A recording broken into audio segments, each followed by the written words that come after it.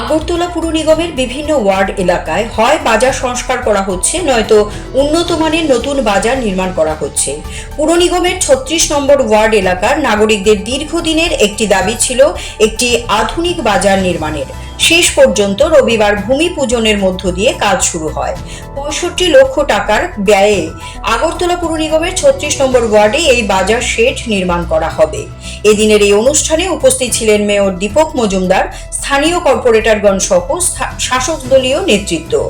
ভূমি পূজন এবং উদ্বোধনী অনুষ্ঠানের পর বাজার শেড নির্মাণের কাজ শুরু হয়। তাতে খুশি এলাকাবাসী।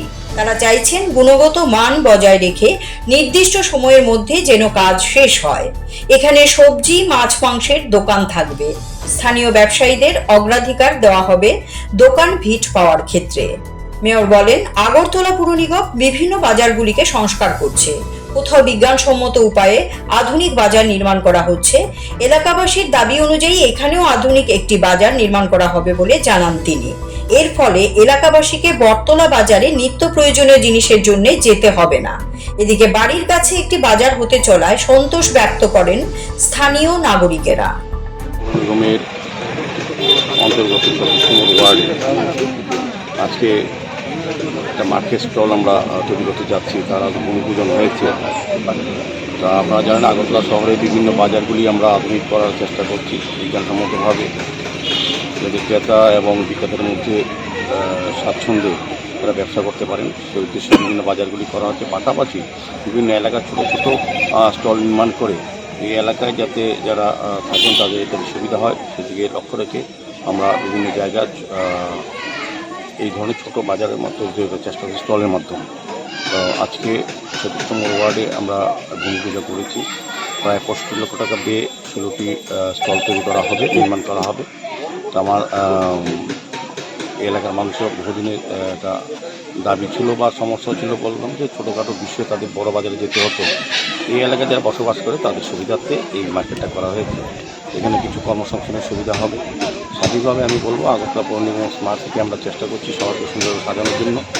তারই অঙ্গ হিসেবে এটা একটা প্রজেক্ট আমি বলবো। আমরা সারা আগরতলা শহর রামনগরের বিভিন্ন জায়গায় আমরা রাস্তা, ড্রেন নতুনভাবে নির্মাণ করার চেষ্টা করছি।